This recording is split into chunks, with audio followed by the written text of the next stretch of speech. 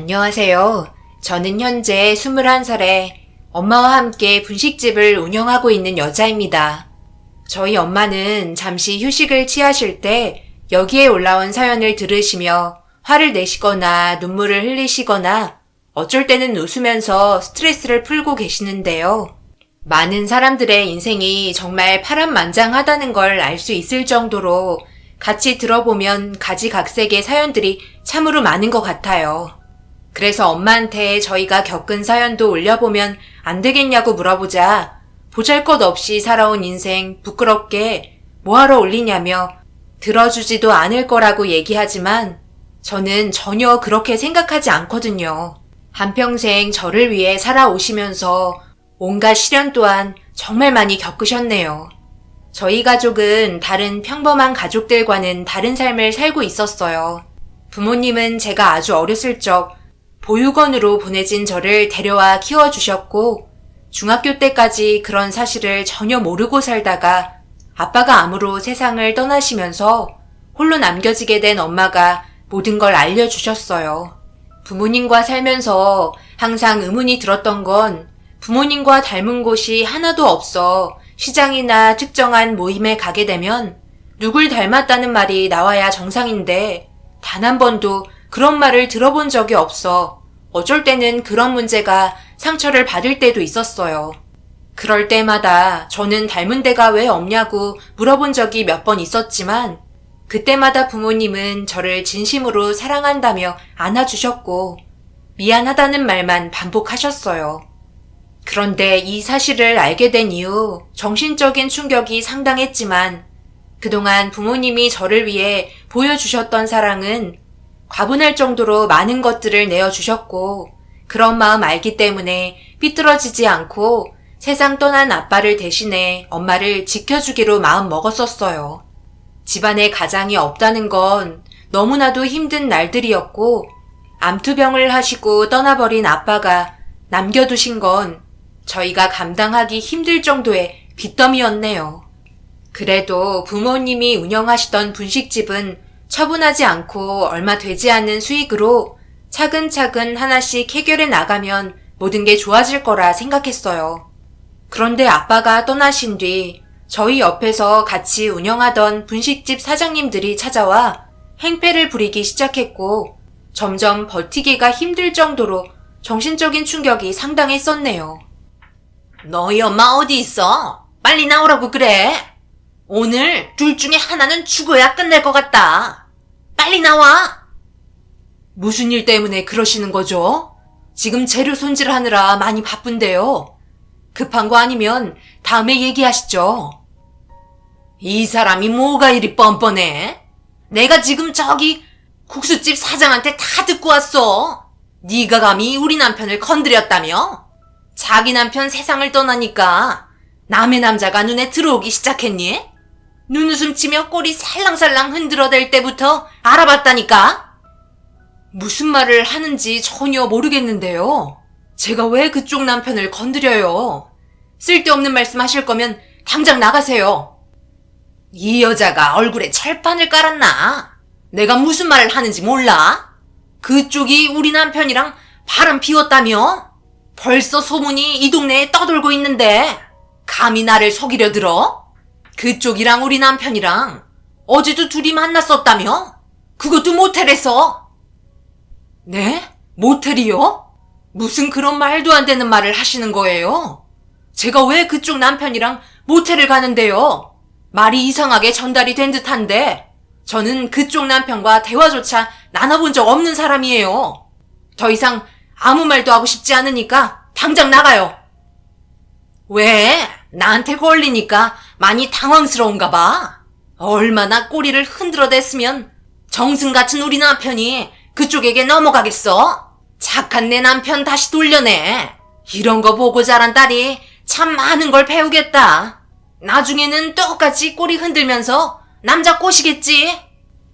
옆집 사장이 마지막에 뱉은 말은 해선 안 될 말이었고 결국 화가 머리끝까지 오른 엄마는 옆집 사장의 머리를 잡고 몸싸움을 벌이고 말았습니다. 동네가 엄청 시끄러워지면서 소문은 점점 이상한 쪽으로 부풀려지게 되었고 결국 많던 손님들 또한 점점 발길이 끊어지게 되면서 파리만 날리게 되어버렸어요. 아무 근거도 없는 그런 일들을 만들고 작은 소문과 상상이 점점 더 커지게 되면서 남들에게는 거짓이 진실이 되어버린 그런 모습들이 정말 싫었어요. 결국 계속해서 손해를 메꾸지 못해 엄마는 아빠와 함께 이끌어가던 분식집을 폐업하게 되었고 학교에서조차 소문이 안 좋게 퍼지면서 바람난 엄마의 딸이라는 말들이 돌아 어쩔 수 없이 다른 지역으로 이사를 하게 되었습니다. 그렇게 다른 학교 근처에서 새롭게 시작해보려 열심히 준비하고 동네 주민분들에게 떡도 돌리며 좋은 날들만 있을 거라는 엄마의 말에 기대를 품고 열심히 공부하면서 분식집에서 일도 많이 도와드렸어요. 그래도 새롭게 시작한 곳에서는 주변 동네 분들도 살갑게 대해주셔서 하루라도 빨리 밀린 빚을 갚고 엄마와 걱정 없이 살고 싶었는데 어딜 가든지 항상 모든 걸 부정적으로 보는 사람들이 꼭 한 명은 있더라고요. 미용실 하는 아줌마가 손님이 없을 때는 저희 분식집에 찾아오셔서 몇 시간 동안 죽치고 앉아 이런저런 수다 떨고 돌아가셨는데 어느 정도 마음을 열게 된 엄마는 미용실 아줌마의 속셈에 걸려들고 말았고 이번에는 엄마가 아닌 저에게 문제가 생기고 말았습니다. 나는 그냥 사실을 동네 사람들에게 전달해 준 것뿐인데 이렇게까지 될 거라고는 생각하지 못했지. 나와 우리 딸이 닮은 곳이 하나도 없는 것 같다며 계속해서 캐묻길래 솔직하게 얘기해줬더니만 어떻게 동네 사람들에게 주온 자식이라는 말을 할 수가 있는 거야? 제정신이야? 나랑 나이도 같아서 친구처럼 지내고 싶었는데 주온 자식이라니? 우리 딸은 내가 마음으로 낳은 자식이야. 말 함부로 하지 마. 낳은 정보다 기른 정이 더 크다는 거 몰라? 아유, 알겠어. 내가 입방정 떨었네. 입 조심할게. 나는 하도 불쌍해서 동네 사람들이 혹시라도 도움을 줄까 해서 알려준 것뿐인데 상처받았다면 내가 사과할게. 그러니 마음 풀고 우리 다시 예전처럼 돌아갈 수 있는 거지? 미용실 아줌마의 말은 저에게 엄청난 충격과 상처를 주게 되었고 새로운 지역에서 다시 한번 잘 해보고 싶었는데 소문은 학교에까지 퍼지면서 저와 친하게 지내던 아이들까지 전부 안 좋은 시선으로 바라보게 되었고 이런 일로 인해 학교에서 따돌림을 당할 정도로 놀림의 대상이 되고 말았습니다. 누구 하나 제 편을 들어주는 친구들은 없었어요. 이유는 제 편을 들어주게 되는 순간 저와 똑같은 처지에 놓일 것 같다는 두려움 때문에 섣불리 나서주질 못하는 것 같았고 결국 이 문제로 스트레스를 상당히 많이 받으며 학창시절을 보내게 되면서 제 성격도 많이 변하게 되었습니다.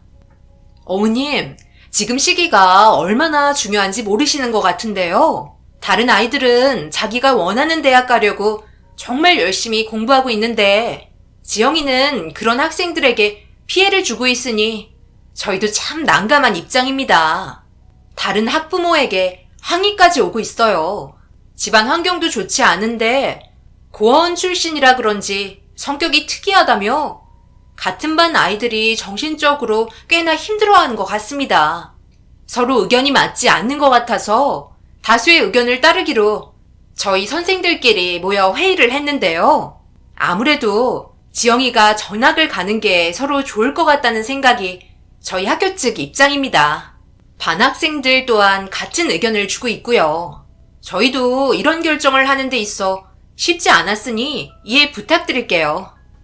선생님의 말에 너무 화가 난 저는 학생들이 단체로 저를 따돌리며 괴롭힌 거라고 얘기했지만 한 명의 의견보다 다수의 의견을 따른 선생은 저를 고려해주지 않았어요. 재력이 많은 학부모의 말을 오히려 귀 기울여 듣게 되었네요. 엄마는 듣고 있다가 화가 치밀어 올랐는지 선생님 옆에 있던 물컵을 들어 얼굴에 뿌리며 화를 내셨어요. 지영이는 같은 반 학생 아니냐며 충분히 대화해봤냐고 큰소리치자 아무 말 없이 고개를 돌렸고 엄마는 진정으로 도움을 필요로 하는 학생에게 등 돌리는 선생은 진정한 선생이 아니라며 이런 학교 보낼 마음 없다면서 제 손을 잡고 학교에서 빠져나왔습니다. 그때 정말 많은 눈물을 흘리고 말았어요.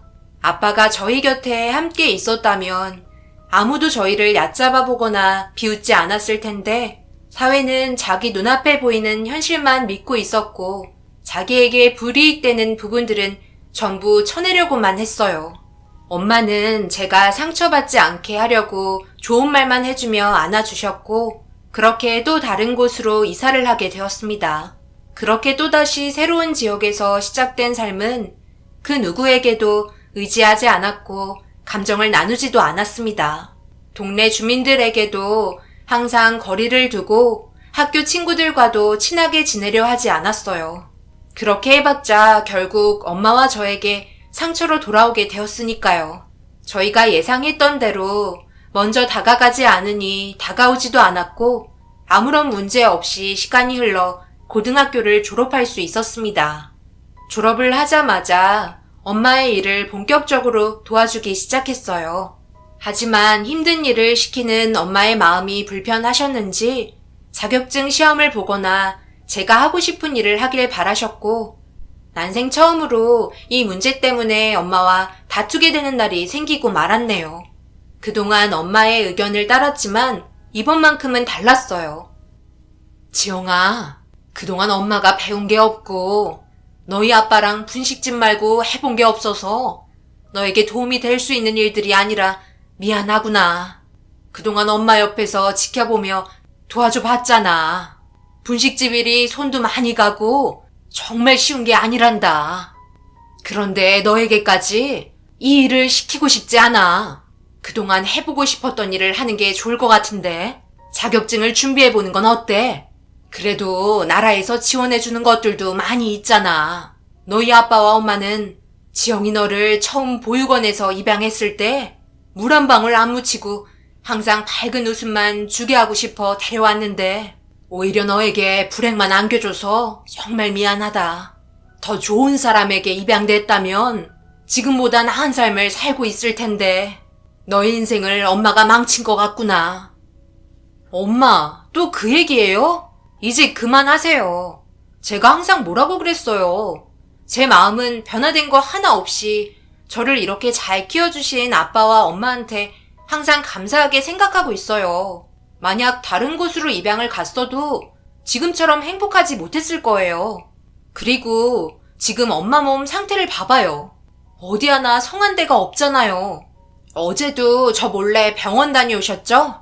지금 저희 빚도 많이 남아있는데 언제 자격증 따서 취직하고 이래요. 그 전에 엄마가 먼저 쓰러지겠어요. 저도 이제 성인이고 제 삶을 선택할 의무가 있다고요. 그리고 저는 엄마 옆에서 같이 분식집 운영할 거예요. 그러니 더 이상 아무 말 하지 마세요. 엄마는 자신 때문에 제가 힘든 인생을 살아가는 것 같아 항상 죄책감에 시달리셨어요. 저는 단 한 번도 그런 생각을 해본 적이 없었는데 그런 생각을 가지고 계시니 마음이 좋지 않았습니다. 거기에 더해 그동안 무리를 하셨는지 병원에 자주 왔다 갔다 하셨고 매일 근육통에 시달리셨어요. 그런 모습을 지켜보고 있는데 어찌 안 도와드릴 수 있겠어요. 당장 저희가 먹고 살아야 하는 수단이고 돈을 놓을 수 없는 환경이었는데 이것마저 무너진다면 더욱더 삶은 힘들어지는 거였고 자칫하다간 길거리에 나앉아야 할 정도로 어려웠습니다. 빚을 갚는 게 이렇게 힘들 거라고 생각하지 못했었어요. 열심히 벌은 돈 천천히 갚아 나가면 될 것 같았는데 다른 부수적인 것들에도 지출이 많아 빚이 줄어드는 걸 체감할 수 없었어요. 그렇게 엄마와 함께 분식집을 이끌어가며 열심히 살아가던 도중 걸어서 갈 수 있는 거리는 배달도 했었기 때문에 엄마가 포장해준 분식을 들고 배달한 뒤 돌아왔는데 저희 분식집에 사람들이 몰려 있었고 무슨 일이 있는 것 같아 서둘러 분식집으로 향하니 엄마가 들것에 실려 구급차에 올라탔고 너무 놀라 무슨 일이냐고 물어보자 음식을 주문했던 손님이었는지 갑자기 쓰러지셔서 119에 신고했다며 상황을 설명해 주었고 급하게 구급차에 함께 올라탔어요. 병원에 도착해 검사실로 들어간 엄마가 나올 때까지 초조하게 기다리자 의사가 먼저 걸어 나왔고 떨리는 목소리로 어떻게 된 건지 물어본 순간 가슴이 철렁 내려앉아 버렸습니다. 엄마는 충격적이게도 뇌종양이 있었고 혹이 조금씩 자라고 있다며 입원을 해서 당장 수술을 진행해야만 한다는 절망적인 진단 결과에 그동안 힘들게 참고 있었던 눈물이 터지고 말았어요. 정신을 차린 엄마는 약 먹으면 괜찮으니 걱정하지 말라고 얘기했지만 의사는 약은 발작이나 통증을 완화시켜주는 거지 치료해주는 목적으로 드리는 게 아니라며 당장 수술을 권장했어요. 엄마마저 잃게 된다면 저 또한 더 이상 살아갈 수가 없을 것 같아 당장 입원을 하길 바랬지만 입고 계신 옷을 추스리며 자리에서 일어나셨고 당황스러운 표정을 보인 저를 보며 아무 말 없이 안아주셨습니다. 그리고 병원을 나와 분식집으로 향했고 입원하라는 제 말은 전혀 듣지 않았네요. 그날은 엄마도 많이 힘들었는지 분식집을 정리하고 집으로 돌아왔고 아무 말 없이 저녁을 준비하셨습니다. 지금 저녁 먹을 상황이에요? 의사가 당장 병원에 입원해서 수술해야 한다고 얘기하잖아요. 그런데 왜 이렇게 막무가내로 나오시는 거예요? 엄마마저 떠나면 앞으로 저 혼자 어떻게 살아가라고요? 제발 병원에서 하자는 대로 입원하면 안 돼요? 지금 빚이 얼마인데 입원을 하라는 거야. 수술비는 어떻게 하고? 우리가 지금 그런 상황이 아니잖아. 지금 나까지 잘못됐는데 치료하겠다고 병원에 들어갔다가 너희 아빠처럼 세상 떠나면 모든 게 전부 너한테 돌아갈 텐데 나는 너에게 더 이상 짐을 주고 싶지 않다. 뇌종양 수술비가 얼마나 비싼 줄 알아? 우리는 보험 들 돈도 없어서 아무런 혜택도 받지 못한다고. 그럼 분식집 내놓으면 되잖아요. 언제 쓰러져도 이상하지 않을 만큼 지금 위험한 상황이래요. 조금 더 지체하면 그때는 되돌릴 수 없을 정도로 큰일이 벌어진다고요. 엄마까지 떠나시면 저도 더 이상은 살아갈 이유가 없으니까 알아서 하세요. 입원을 하던지 아니면 같이 세상을 떠나던지 둘 중 하나만 선택하세요. 엄마, 나 결혼하는 건 봐야 하지 않겠어요? 지금은 고집 부릴 때가 아니에요. 이번만큼은 제 말 들어주셨으면 좋겠어요. 분식집 처분하고 당장 입원부터 하세요. 엄마도 그동안 많이 힘드셨는지 결국 저녁을 준비하시다가 주저앉아 눈물을 흘리셨고 자기도 살고 싶다며 왜 이런 시련이 자기에게만 오는 건지 한탄을 하셨습니다. 어깨가 들썩일 정도로 눈물을 멈추지 않는 엄마의 뒷모습이 너무 불쌍하게 느껴졌고 조금이라도 위로해 드리고자 조심스럽게 다가가 엄마를 안아주었어요. 그렇게 그동안 운영했던 분식집을 처분하게 되었고 얼마 되지 않는 금액으로 엄마의 입원 절차를 진행하려고 준비하고 있는데 갑자기 엄마가 제 팔을 잡고 어디론가 끌고 가기 시작했어요. 그리고 손으로 가리킨 건 다름 아닌 노점상이었어요. 유동인구도 많아 손님들도 많았고 비어있는 자리가 하나 있는 걸 발견하고 엄마는 장사를 하시는 분에게 다가가 물어보기 시작하셨어요. 경쟁 상대가 생기는 거기 때문에 표정이 별로 좋지 않아 그냥 가자고 얘기했지만 엄마는 방법만 알려달라고 부탁하자 구청에 가서 물어보라는 말 외에는 아무것도 알려주지 않았습니다.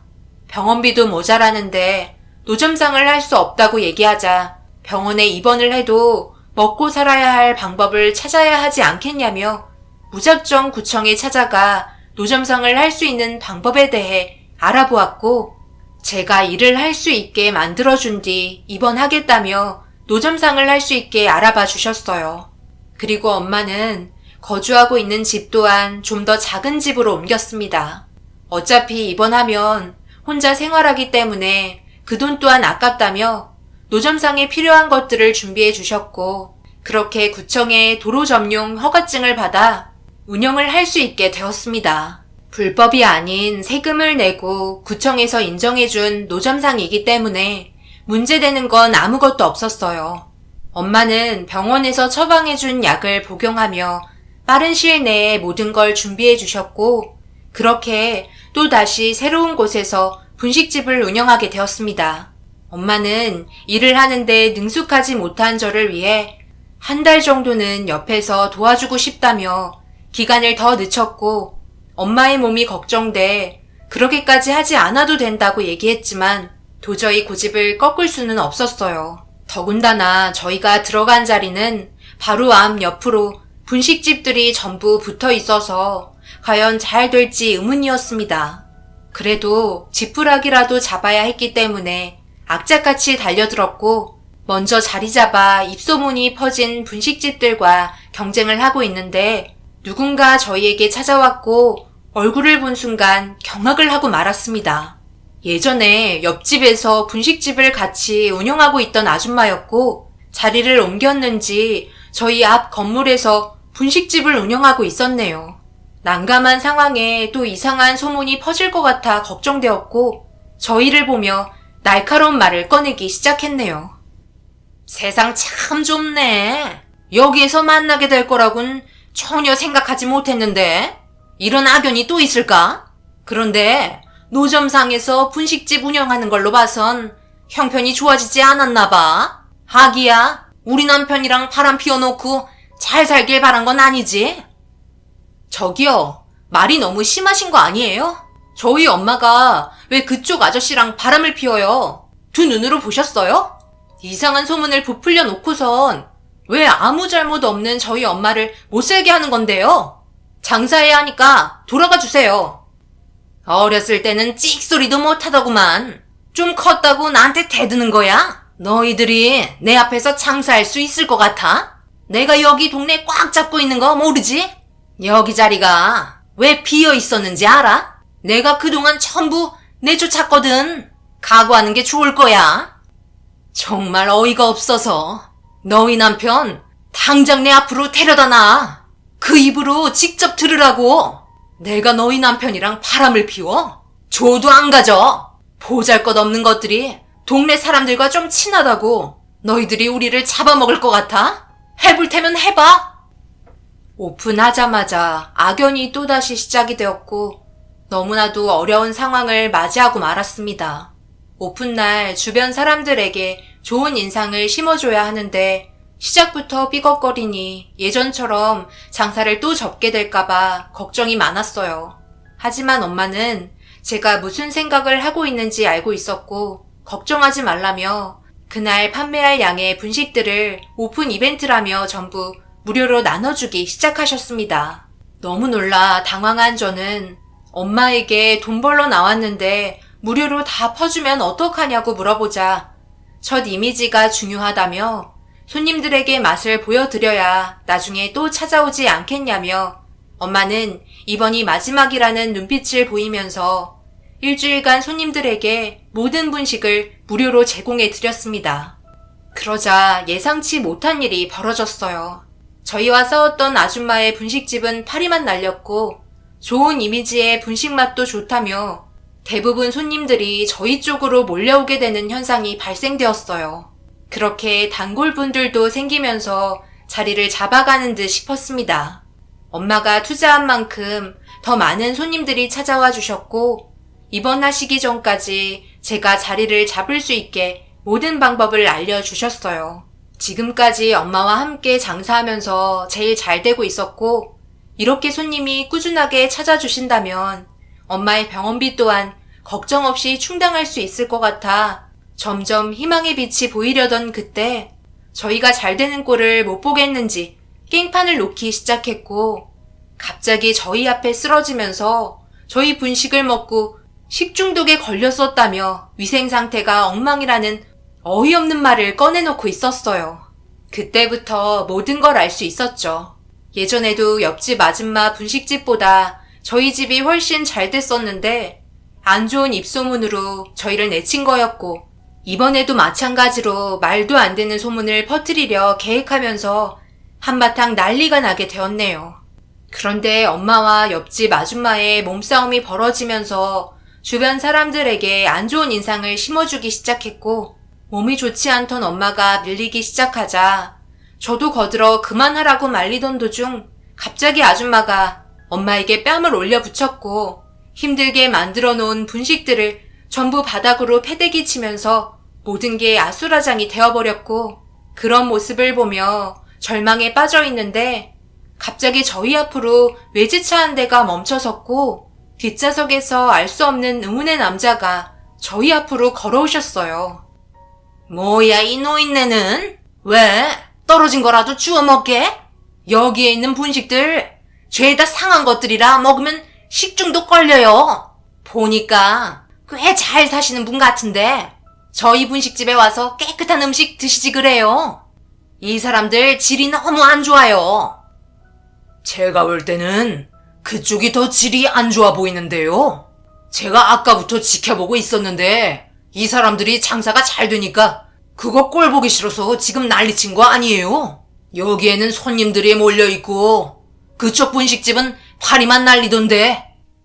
이 노인네가 지금 갑자기 나타나서 뭐 하는 짓이야? 관련 없는 사람이면 피해보기 전에 빠지시죠? 제가 왜 관련이 없어요?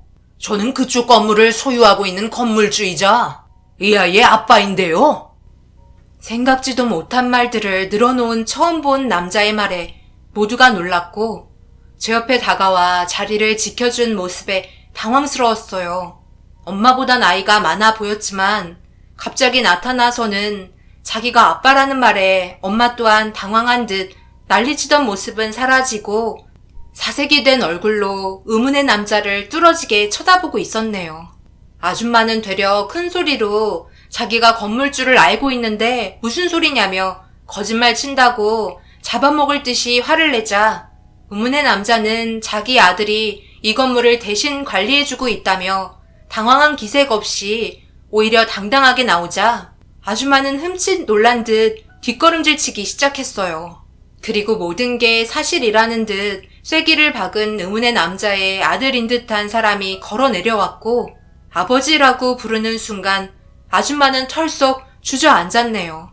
건물에서 내려온 의문의 남자의 아들은 아줌마가 말한 건물주였고 둘이서 무언가 대화를 나눈 뒤 건물주 아들은 다시 올라갔어요.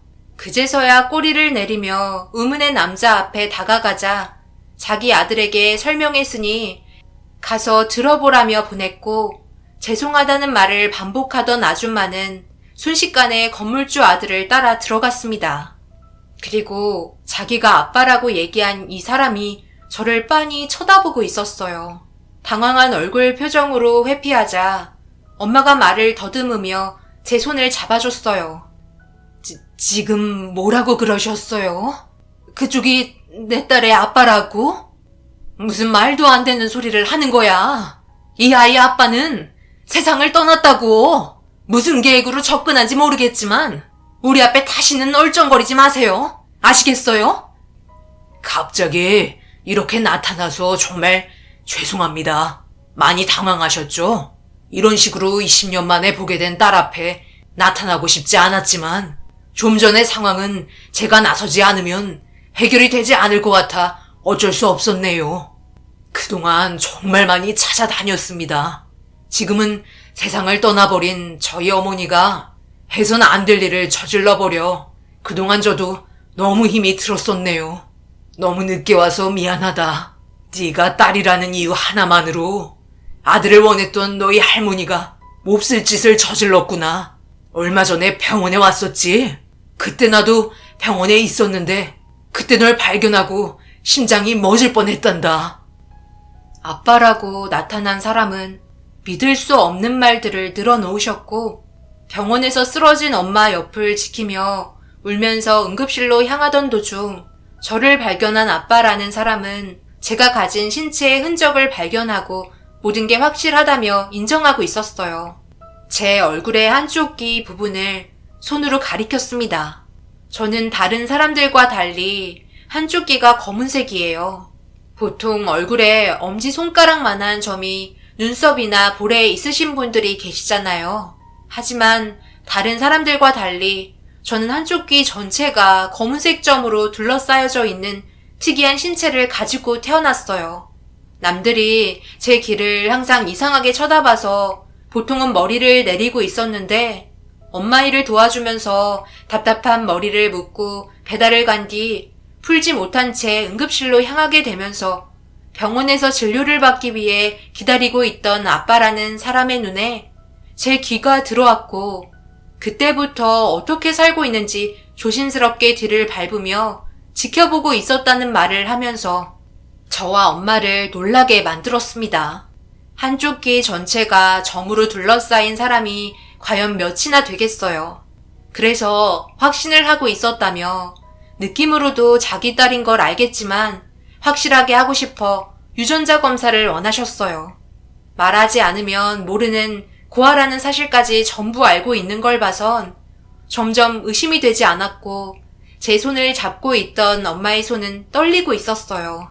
엄마는 절대 데려갈 수 없다고 눈물을 보이셨고 아빠라는 사람은 절대 그렇게 하지 않을 거라며 친자 확인만 하게 해달라고 부탁하셨어요.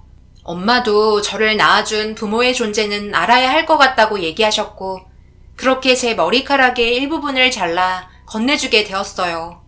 아빠라는 분은 자신이 거닐고 있던 직원들을 시켜 널브러진 분식들을 같이 치울 수 있게 도와주셨고 급한 일이 있어 나중에 다시 오겠다며 엄마에게 명함 한 장을 준 뒤 차를 타고 사라지셨어요.